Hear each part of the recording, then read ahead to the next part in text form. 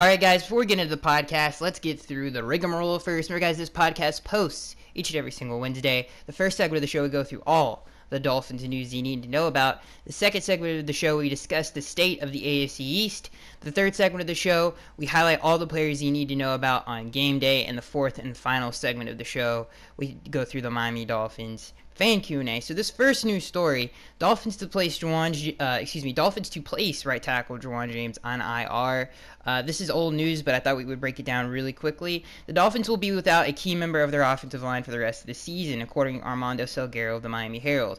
The team has placed right tackle Ja'Wuan James on injured reserves. Head coach Adam Gase told reporters yesterday that James could be shelved due to a hamstring injury. The Dolphins have activated safety TJ McDonald for off the reserve suspended list to take his spot on the roster.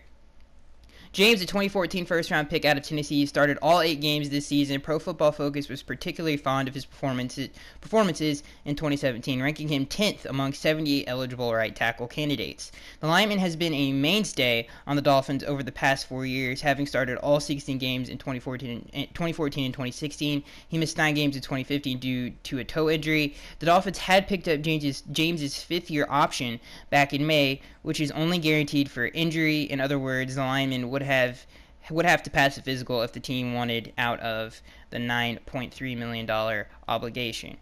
With only around $1 million in cap space, the Dolphins will be hard-pressed to add reinforcements via free agency. Jesse Davis, who previously started a pair of games at offensive guard, will fill in for James at right tackle. James will join Anthony Steen and Eric Smith on the injured reserves. Although Ted Larson is expected to return from bicep injury shortly after signing a one-year deal. I don't know why it just ends off like that. Anyway, shortly after signing a one-year deal with the Dolphins, McDonald was suspended 8 games by the NFL. Following an impressive season, the 2016-year-old ultimately signed a 4-year extension with the organization. McDonald started 16 games for the Rams last season, compiling 64 tackles and 6 pass defense. He'll look to displace Rashad Jones or Michael Thomas to top the depth. Obviously, he did. But it's just interesting going through, the whole Ja'Wuan James situation. It's unfortunate. This is not the first time this has happened in his career. Obviously, it was the 2015 season. He was out for the year. He injured himself on Thursday Night Football, as did Cameron Wake. Or maybe it was against the Detroit Lions. I can't remember, but it was one of the two. So this is not the first time this has happened to him, and hopefully it will stop. But Ja'Wuan James is a great player. I think he's one of the best players on the team. He's just one of the more consistent players on the team, that's for sure. So we are going to miss him because he was a talented player. He's a really good run blocker because of his athleticism. He could get out in front of running backs and make blocks. He's just a great player. I love him to death because, if you remember where he started in Tennessee, obviously a lot of people hated the pick at the time. A lot of people thought it was a reach. A lot of people thought you could probably got him in the second round at the time. Looking back on it now, he was a great pick. I mean, anytime you can get a franchise right tackle in the first round, I think he did a pretty good job. So Ja'Wuan James is that. Hopefully he can stay healthier throughout his career because this is the second time this has happened to him, and that's one of the bigger red flags. But he never really had an injury history in college, so hopefully this isn't a sign of things to come with him. But he's a great player. He sorely will be missed, and I think, he's going to be missed, but Jesse Davis did a tremendous job filling in. He's not Ja'Wuan James. He's gonna hopefully he doesn't make any mistakes at the wrong times, because that's what's really been happening with this football team. It seems like every time something happens, it's at the worst possible time when we need a third down conversion. When we need to move the chains, something always happens, whether it's an illegal formation, illegal use of the hands to the face, holding call, illegal block in the back, whatever it is, it always happens at the wrong time. So if he could just stay penalty-free for the most part, I think we'll be okay. All right. Let's see here. This next news story is very interesting. All right, this next news story gives us a little bit of insight into what the building of the Miami Dolphins organization thought about the Ajayi trade at the time. The Ajayi trade was puzzling to some within the Dolphins organization. Barry Jackson of the Miami Herald hears. One Dolphins person who in the locker room frequently said he never saw malcontent behavior from Ajayi. So I thought that was just an interesting little nugget there. Jay is obviously he's a stand-up guy, but again, competitive nature takes over. If you're a competitive person, you do know that anytime you get into something competitive, you kind of change a little bit. And I think Jay was one of those people. He was just a competitive guy. He wanted to be in the game at all times, and he let his feelings be heard. And I don't think that's the reason we traded him. Like I said this a million times, I think it was a schematic issue more than anything. Jay was just not a good pass catcher.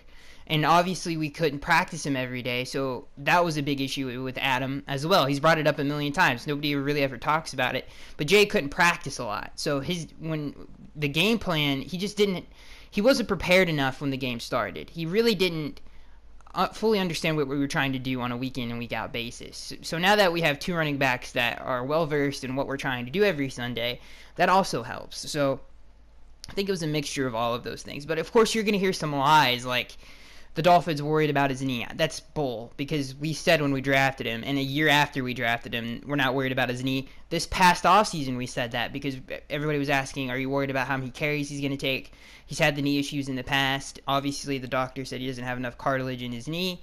That might be an issue going down the road. Adam said it's fine, blah, blah, blah, blah, blah. We'll not practice him, all that other stuff. So it's a bunch of bull, half this stuff. But there is some truth within some of these stories because it makes a lot of sense. If you rationalize everything, some things make sense. And you guys can't deny, we got destroyed on, Monday night. But Sunday night we looked amazing on offense. Even on Monday night, if it wasn't for a couple errant throws and bad decisions by the quarterback at times, and if it wasn't for some bonehead mistakes, I think the offense would have performed at a higher level than they did. The defense was just atrocious all night. But yeah, that was just a very interesting thing on the Ajayi situation. So let's move on to the next news story. This next news story is more along the lines of an article, but it's very interesting because it details the Ryan Tannehill factor. This article comes from Fan Rag Sports. It's by Travis Wingfield. It's called "The Savior of Ryan Tannehill." If you guys want to go read it yourselves, but it just basically details the factor of Ryan Tannehill. I thought it would be an interesting thing to read on the podcast. So August 3rd, 2017, the seventh practice of a new football season, fresh off of a playoff run that laid an 8-year drought to rest. The Miami Dolphins were branded as a team on the rise. When starting quarterback Ryan Tannehill went to the turf on a routine scramble drill, Miami's hopes for a playoff encore went down with him. Miami was saddled with three options: proceed with backup Matt Moore, inquire about the ever-polarizing Colin Kaepernick, 3, convince Jay Cutler to give up a studio gig and saddle up for his last ride. Options 1 and 2 were never options in the mind of Adam Gase. Hindsight has taught us that Kaepernick has proven to be an untouchable commodity throughout the 2017 season, and Matt Moore had started just 3 games in his previous 5 seasons. Gase's prior work history with Jay Cutler made the most sense. The most maligned, former Bears and Broncos quarterback agreed, and the Smokin' Jay brand made its way to South Beach. 2 months later, the Dolphins' offense has yet to find its footing, scoring just 15.2 points per game last in the NFL and averaging just 4.5 yards per play, 31st in the NFL. Miami's offense is a shell of what it was in 2016. Under Ryan Tannehill, the 8-5 Dolphins averaged 22.7 points per game, 17th in the NFL, and 5 yards per play, 7th in the NFL.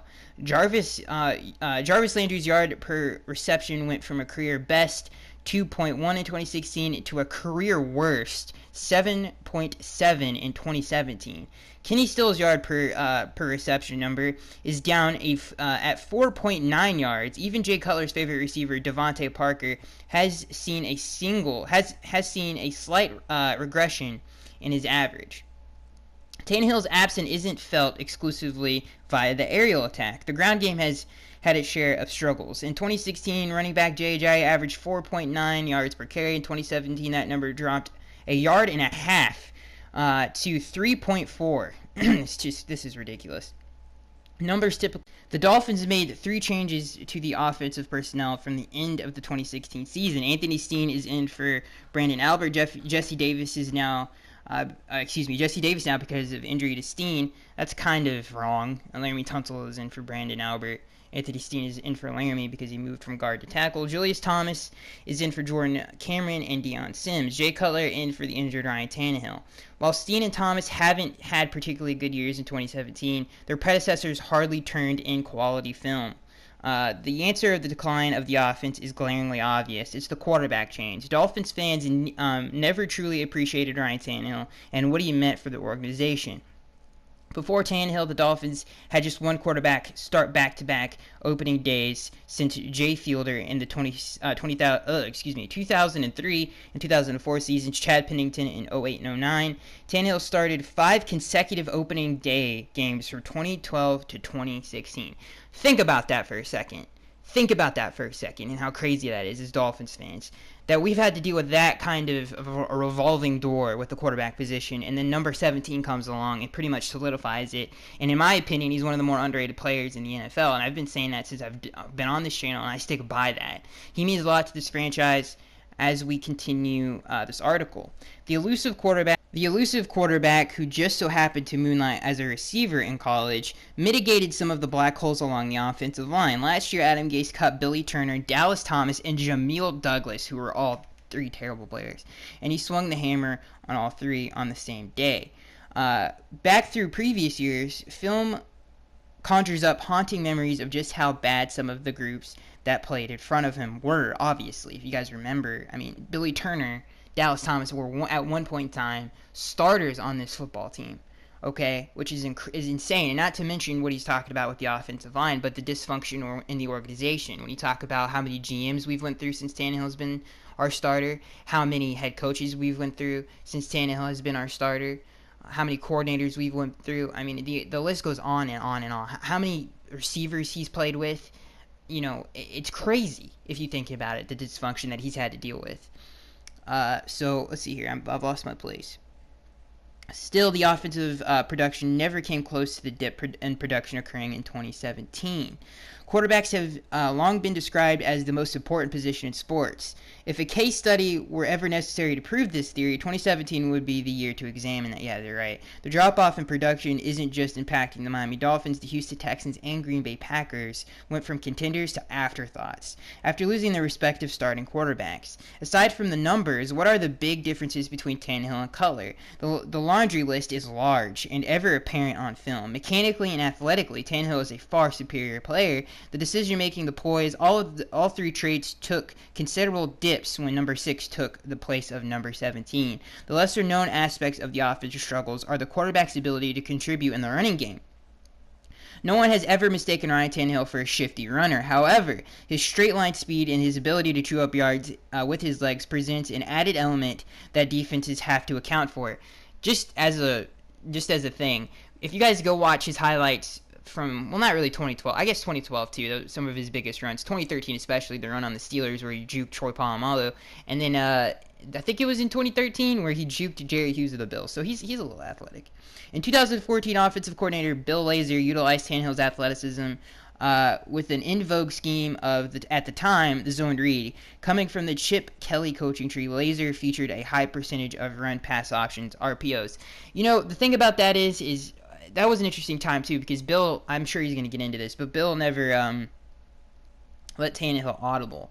And, yeah, he did. At the time, Bill was on, you know, he was one of the better coaches to come out that particular offseason because of the job that he did with Nick Foles, breaking the touchdown to interception ratio.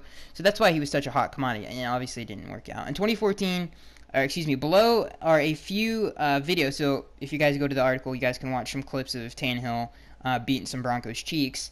From a game played in Denver in December of 2014. Tannehill went back and forth. By the way, the tackle starting in this game is Dallas Thomas. The center starting in this game, I think, is Samson Sattelli, if I can't remember his name correctly. And then, yeah, I think Darren College. I don't know if College was in this game or not, but yeah, that was not a good offensive line. Let's see here. Tannehill went back and forth with Peyton Manning in an old West-style shootout. The Dolphins loosened up a formidable Broncos defense with a various of red zone read and misdirection, and forced the Broncos to account for extra body in the running game with designed quarterback keepers.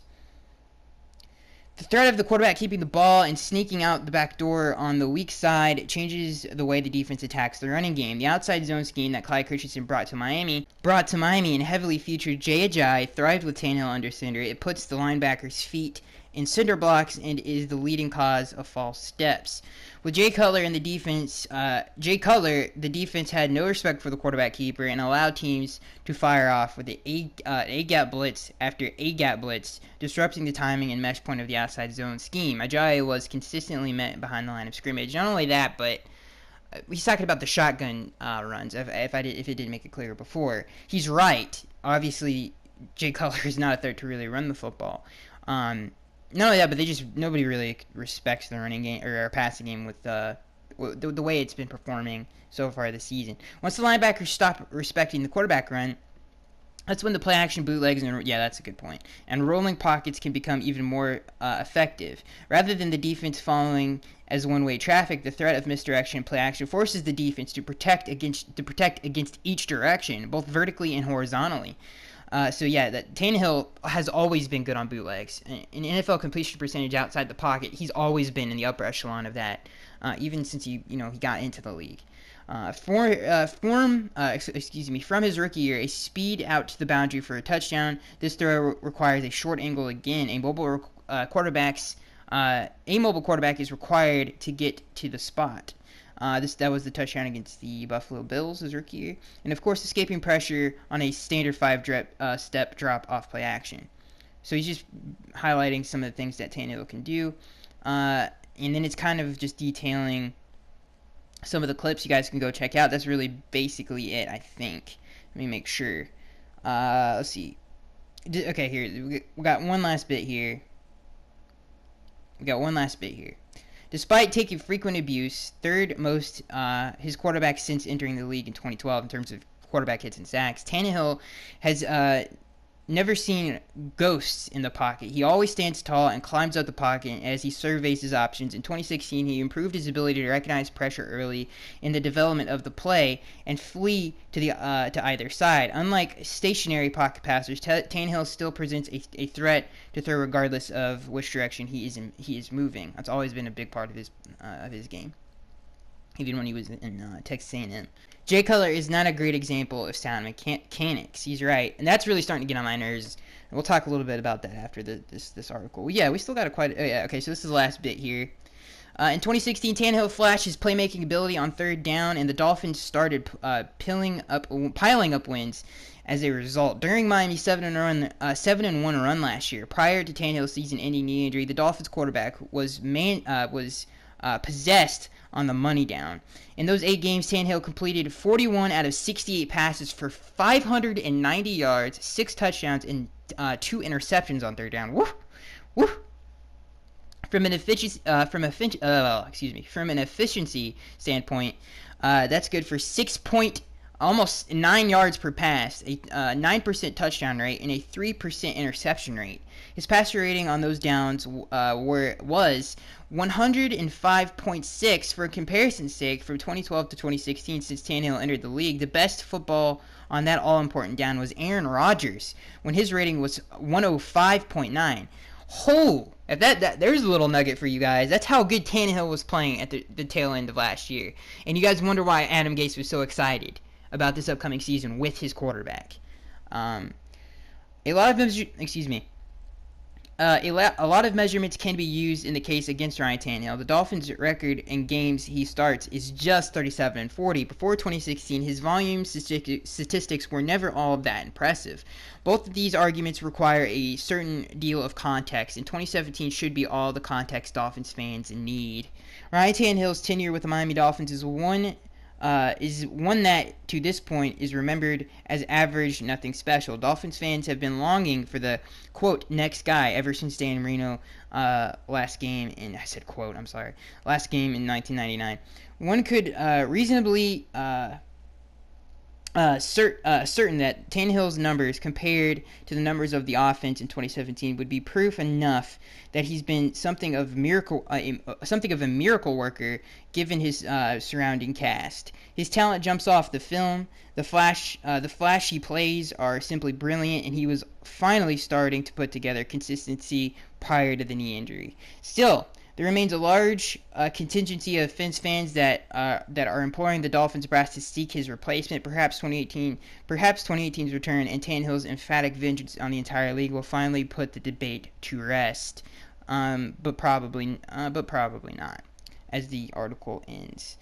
This well, I mean, he's made. I mean, this it's a lot to take in. It's a lot to take in, and he really breaks it down, and he boils it down pretty much perfectly. Whether you're a Tannehill supporter or you're not a Tannehill supporter, at this point, I don't.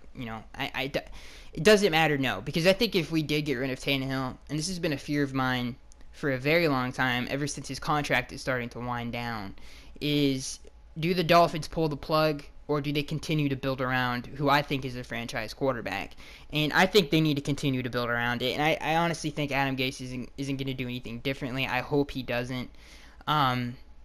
Because this team was really good at the tail end of last year, and I mean really good. You don't go 7-1 without being a very good football team. 7-1 is a ridiculous stretch of games, and we're still capable of doing those things. The talent is still there. I think we were a better team than last year for sure, especially on defense. But Tannehill is a very good quarterback, and I'm telling you, like I told you, same thing that I said about Adam Gase. Adam Gase can go anywhere else and win games. If he goes to an organization that's a little bit more patient, then he's going to go and win a ridiculous amount of games, because Adam Gase is a talented individual. I promise you. And that's just my opinion. Some people don't believe that. I think he's a very talented human being. Ryan Tannehill is the same thing. If we trade him to the Jaguars right now, that's a Super Bowl contender. You couldn't argue that. Tannehill is a very good QB, and I stand by that. And I think all Dolphins fans, even Dolphins fans that weren't particularly fans of Tannehill, are really starting to miss him because of the things that he brought each and every single week to the football field. So I miss him.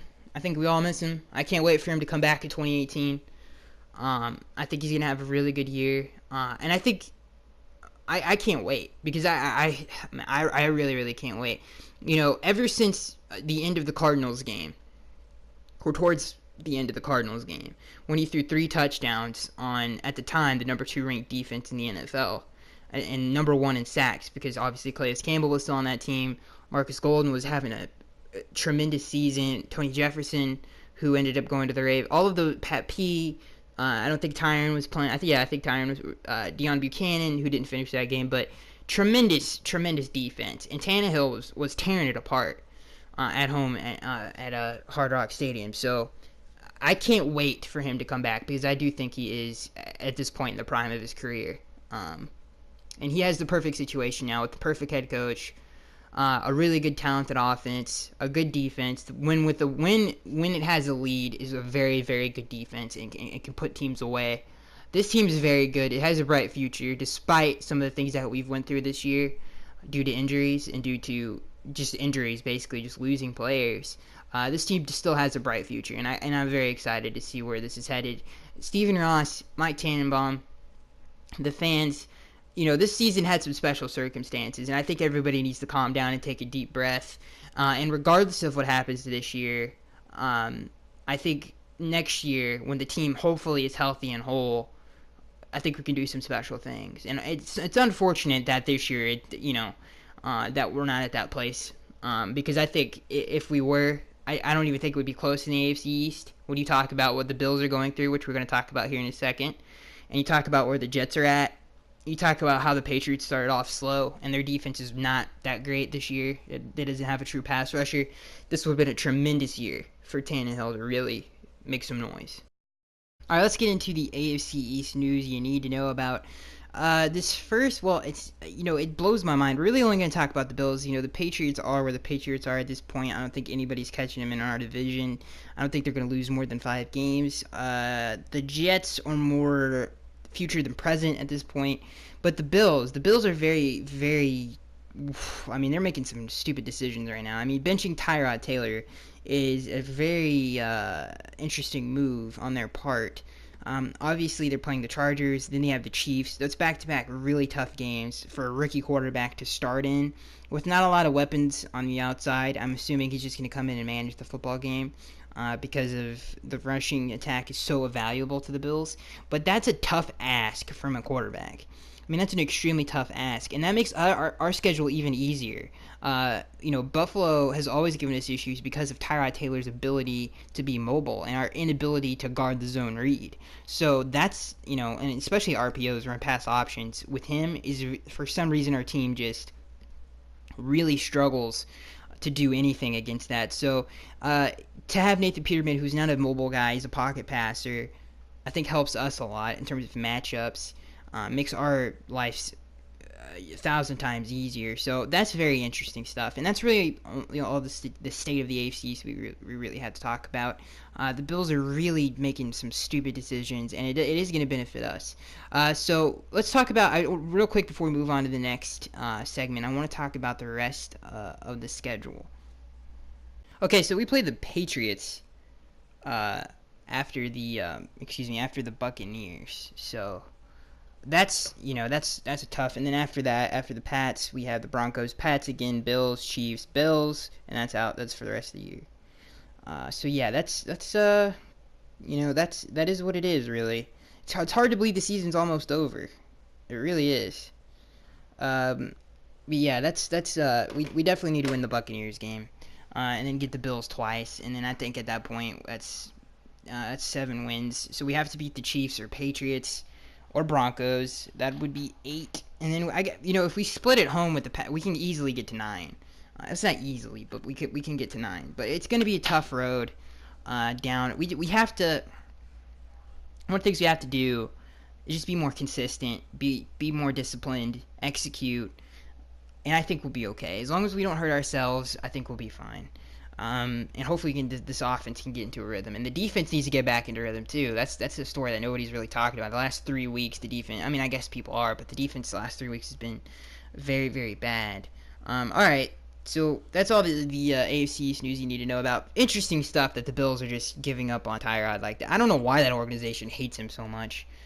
It's really weird. Anyway, moving on. I guess we know Tyrod's not going to be a Bill after the season, but anyway, moving on to the players you need to know about on game day. This is an interesting game. Our coaching staff is far beyond what in my opinion, what the Buccaneers are at currently. I don't know exactly where their rankings are in defense, but they've been giving up a ton of big plays just from the eye test alone. But again, that friend, what's going down there in Tampa Bay, they're obviously going to make a coaching change after this season. That team is just really dysfunctional. But offensively, I think we have to get off to a great start. Obviously our average points per game in the first quarter is like 4 points, something crazy like that. It's probably worse than that, to be honest with you. We just need to go. We need to get off to a better start in games. Adam Gase said something something that I had forgotten, and I think a lot of fans have forgotten. This defense was built to play with the lead, and he's absolutely right, because the pass rush is so potent on this football team. We rarely get to do that because teams are either they have a lead on us early on, we're down by 2 possessions, and they're just bleeding clock.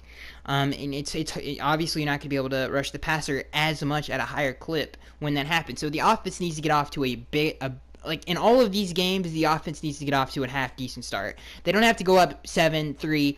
They need to move the football. Give our defense good field position, stuff of that nature. They don't have to do too much, but they just have to do something. They cannot continue to go 3 and out, 3 and out, 3 and out in these first quarters. So, especially at the last 2 weeks, really, our starts have not been great. Well, in the Raiders game, we started off pretty good. But we need to get this defense a lead, because if we get a 2-possession lead on any team, our defense is going to succeed due to the fact of the pass rush ability on this team.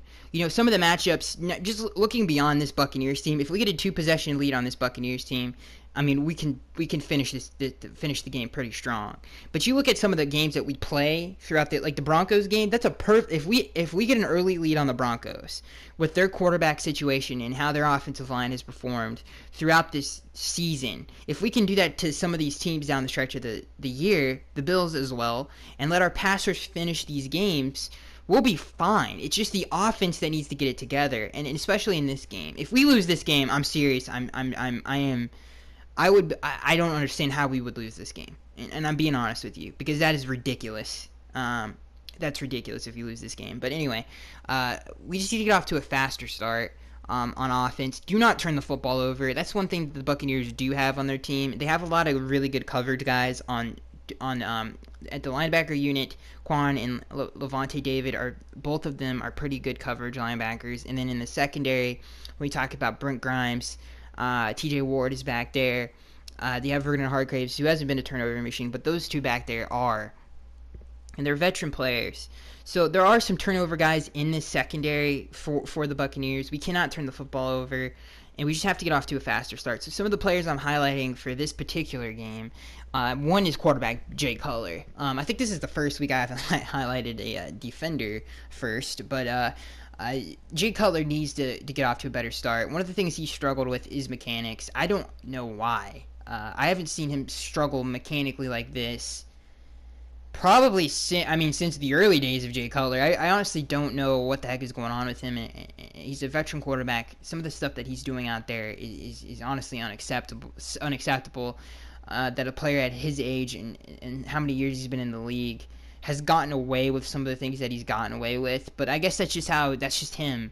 That's just Jay Cutler. But he needs to have a more accurate game, because accuracy is going to come up big. This is an opportunistic defense. Accuracy is everything. Ball placement is everything when you talk about going up against this defense. When I recapped our game versus the Panthers, I didn't watch some of the things that I've seen again. I've watched some things again. I went over the game again. So I was not harsh enough on Jay Cutler. He left a lot on the field. He missed multiple people. I brought that up in the video, but not to this extent. Mechanically, he's just not been great all year. He's throwing off of his back foot. He's not driving the football, which leads to underthrows, and then not only that, but the receivers might catch some of these, but they're having to stop. He's not giving them opportunities to run upfield, and I think that's one of the bigger reasons you've seen such a drop-off in big splash plays this season, because Tannehill has always been good at that. He lets his receivers get upfield.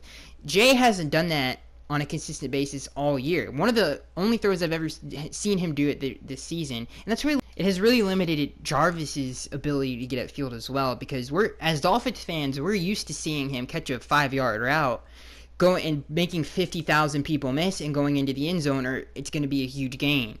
That part of Jarvis's game has been non-existent since Jay Cutler has been the quarterback, which is crazy to me.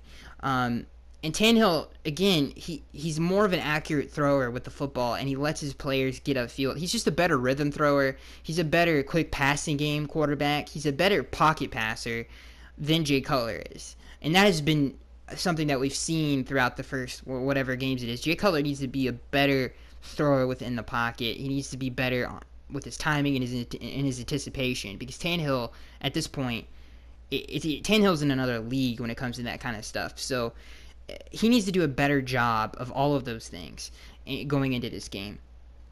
He just has to be more efficient with the football and manage the dang game. Like, we don't need him to do something, a crazy, make 50,000 people miss on the run, throw it to Jarvis 50 yards down the field. We don't need that from him. A big momentum swing was due to a Jay Cutler mistake in the Carolina Panthers game. Granted, if he did that or not, who knows what would have happened in that game. The Panthers were winning the line of scrimmage battle all night long. So who knows what would have happened, but that play obviously was a crucial mistake. Knowing how our defense has performed in the red zone this season, which we're last in the NFL in that category in terms of giving up touchdowns in the red zone, to make that throw, which everybody's like, oh, why don't everybody's like, why didn't you just run out the clock? First of all, it's not Adam's fault that Jay Cutler stared down Julius Thomas and then threw the football, and Luke Kuechly just baited him and then went over there and picked it off. I mean, that's not his fault. He had Damian Williams wide open for a 10-yard gain. That wasn't Adam Gase's fault. That's just a crucial mistake by the quarterback. So he just needs to make better decisions with the football. And I hope he does. Some of the things I've seen from Jay Cutler, he's getting more comfortable in this offense with these players these last 2 weeks. This is the most comfortable I've seen him all year. You still get some of those back pedal throws and ridiculous throws of that nature, but all the things that Jay Cutler has done bad, because I've been pretty negative on him. He's done a tremendous job of getting the ball out of his hands quickly all season long. He's dealt with a lot of really good pass rushes and a lot of good blitzing teams this year. He's done a really good job of getting the ball out of his hands and not putting it into the other team's hands. He's done a great job of that. He really has. He's done a really good job. So I think he's getting more comfortable within this offense, and I think we're going to see improvements as the season goes along. So that's something to look forward to. But Jay Cutler needs to have just a better all-around game, a more consistent game, drive in and drive out. He can't have these big misses that we've been accustomed to seeing so far this season. So hopefully we see that and we capitalize when people are open. He needs to make the throws. When you have Jarvis Landry, one of the first drives of the game, wide open, and if you go back and look at that play, Jarvis has a great. If he would have stood in the pocket, set his feet, and thrown it, Jarvis had a great spot. I think it was in between the safety and whoever. Maybe it was zone defense. I can't remember, but he was wide open. You hit him in stride there. He's going to cut it upfield for a huge gain. And you talk about momentum going on our side, but instead he rolls out of the pocket. Steps up into the pocket. He's moving. He could have picked the first down up with his legs and throws an inaccurate football. So it is what it is, but Jay just needs to make better decisions with the football. He's a veteran at this point. He needs to be better with his feet, and he needs to step in some of these throws and make them accurately and let our playmakers get the ball in our playmakers' hands and let them do what they do. In terms of other aspects of this game is the line of scrimmage. Our defensive line needs to have a great game this game. We're going up against a very good receiver core in Mike Evans, or I don't know if Mike's playing in this game, but if he is, Mike Evans, Deshaun Jackson, who had a beast of a game against the Jets this past week, and Ryan Fitzpatrick, who we've always had weird luck against. He has a winning record against us as a quarterback, which it makes me want to throw up, but he does. So we just have to do a better, tighter coverage. Don't give Ryan Fitzpatrick time in the pocket. He is a mobile guy. Some of the stuff I've seen from Fitzpatrick this season and when he's gotten time to play, he is not himself. He actually looks a lot worse. So I think we just need to keep Ryan in the pocket, put pressure on him early, tighter coverage on these receivers, and really dominate the line of scrimmage to win this game. And we have to win this game.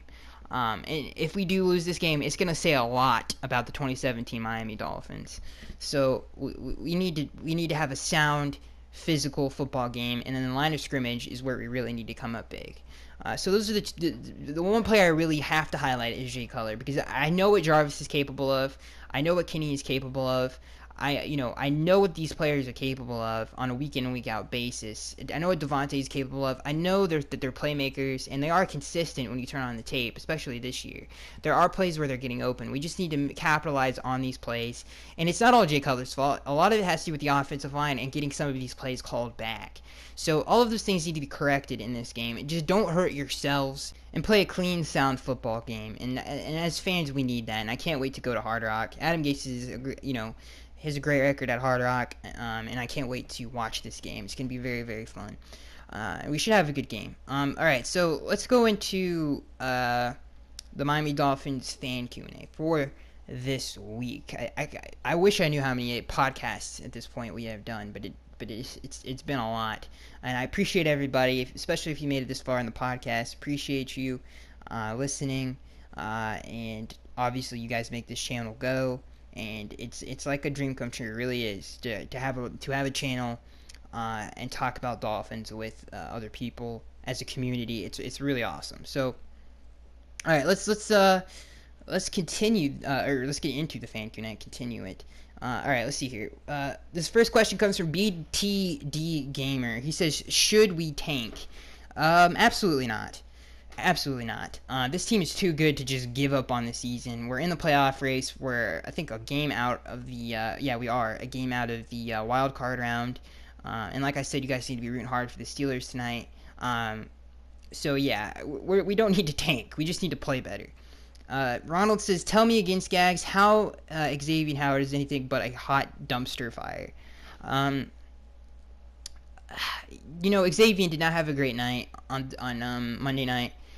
He hasn't had the season that I thought he was going to have, that's for sure. But he is not a hot dumpster fire. We're talking about a player who barely played his rookie season, who's really had a good year in terms of health his second season. He's had flashes of greatness, really, and good games. He just needs to be more consistent. He's a young player, that will come to him, and again, that's something you expect out of a young corner is inconsistencies, and he has those, but he'll eventually work through them. He has a lot of talent. He's got great ball skills. He has potential to be a good player. I think we just need to be a little bit more patient with him. There's a lot of football left to be played. We'll see what he does. This next question comes from the Gamer12345. He says, Adam Gase should be on the hot seat. He has made a lot of bad moves. I would rather have Josh McDaniels or Matt Patricia be our head coach.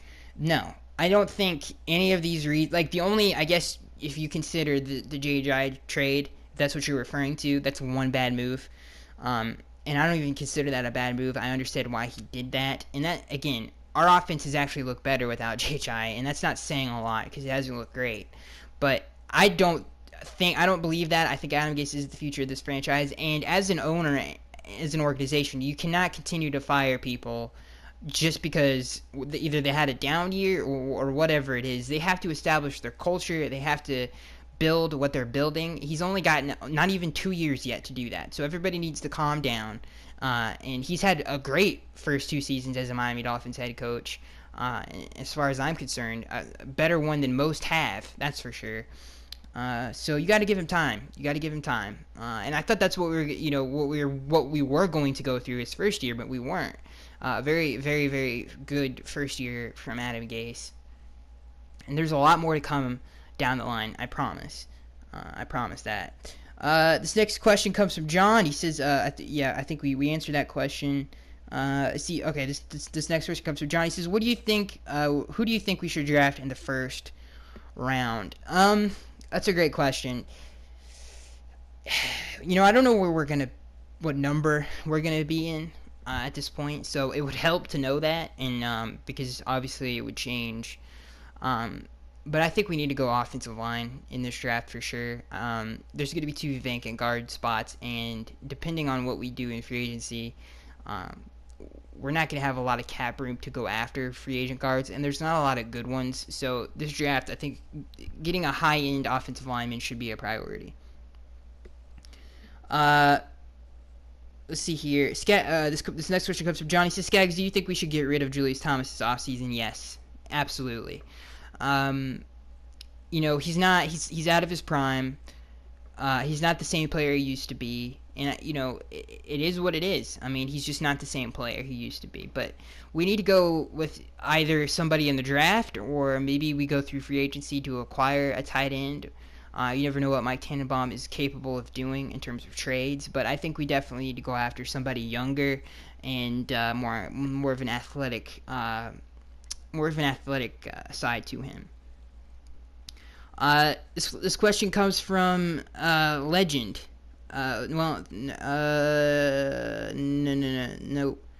Never mind. That's not a question. This next question comes from Axel. He says, "Should we bench Xavier Howard for Torrey McTyer?" No. No. I think you need to. I mean, it is what it is at this point. Whether Xavier steps up and plays better or he doesn't, it is what it is. I think if he has a couple of really bad games, these next games against especially the Buccaneers, if he has a really bad game against the Bucs, I think we definitely need to try Torrey McTyer out because of the preseason he had, and we saw what Cordrea was capable of doing. But that would be very similar to what the Panthers did. They started 2 rookie corners, Darryl Worley and Bradbury, and it's really paying off for them this season. So that might not be a bad idea to start those 2 at the end of the season. But again, I'm not giving up on Xavier, and I still think he has a lot of good to come. And again, fans need to be more patient on certain players. This next question comes from I can't remember his name. I can't remember your name, dude. But he says, Skaggs, after last night, how can you have any positivity left? I mean, it's weird when you lose like that. 2 games this season where you lose by somebody scores 40-something points on you, almost 50 points, and then you look up and then you're 1 game out of the playoff race. It's kind of easy to be positive. We still have a lot to root for as a fan base. JJ the Boss 14, he says, and I hope we all bring it in Hard Rock Stadium this upcoming week, because this is a playoff game and your team is still in the race. JJ the Boss 14 says, what do you think we should be looking to draft? Offensive lineman. Courtney Oliver says Gase is not getting the job done. Bad play calling, color is awful. Subic, especially Kiko, Maluga, or whatever his name is. Hayes, time for all of them to go. I don't think, again, you're being a little overly critical about 3 games. It is, you can't just tear it all down because of 3 bad games. You really can't. There's been a lot more good than there has been bad since Adam Gase has been down here. And the bad play calling thing, it's not, he had really one bad play call all night, and that was the 4th and 1 call. And at least that's in my opinion. This question comes from Magnus. Or no, we answered this in the other video. This next question comes from Ronald. He says, we answered this question as well. Jacob, this question comes from Jacob. He says, 6-10, they stink. Let's hope we never win again this year and draft good players. We need a corner or 2 offensive guards. No. We're 1 game out of the playoffs. We don't need to tank. We're not, it's not like we've won 2 or 1 games this season. Let's see here. This question comes from Bob. He says, I know the streak of L's hurts, but I think a massive season purge is coming. What do you think? Who do you think is safe for the 2018 season? Tannehill. Tannehill, for sure. The Gamer12345 says, how many more years till this team becomes a Super Bowl contender? Again, I think if we don't go overreact to whatever happens this season and keep some of these players together, this team has a very, very bright future. And I still truly believe that with Tannehill under center. This question comes from the Gamer. He says, what do you think of my updated mock draft? First round, the offensive guard from Notre Dame, any available cornerback at the point of the draft. 3, James Butler. 4th, any available quarterback at this point. I think I would tweak a couple things here and there. I definitely like the offensive lineman taken in the first round, but depending on what happens this season, I think the Dolphins need to look at anything possible and evaluate as much as they can of this offense. For sure. I would not be opposed to taking 2 offensive linemen in the first 2 rounds. I would not be opposed to that. The Gamer12345 says, do you agree we need to make some big splashes in free agency? I don't think we need to make any big splashes in free agency other than re-sign some of our own. The Gamer12345 says, why is Xavier so bad? He's a young player, and I don't think he's so bad. Again, you guys are overreacting to the player who hasn't even played 2 years yet. The Gamer12345 said, this year is bad. We need Tannehill to be taken as a threat. Who should be the first to go? We need Tannehill to be taken as, I don't know what that means. Who should we be first? Who should be the first to go? I don't know what that means. Ricky Rubio says, at this point, do you think we will even get to 6 wins? Should we tank or not tank the season? No, absolutely not. We should not tank the season at all. I don't know why anybody would want to tank the season. We're not the Philadelphia 76ers. We're not a team that doesn't have any talent on it. We're a very good team. We're in playoff contention. We need to try to get into the playoffs. That's what we need to do. And again, I think everybody has lost sight of where this team is at currently because of the last 3 weeks. All right, guys, that's been the fan Q&A for this week. I am Skax23. Hope you guys enjoyed, and I hope to see you guys in the next one.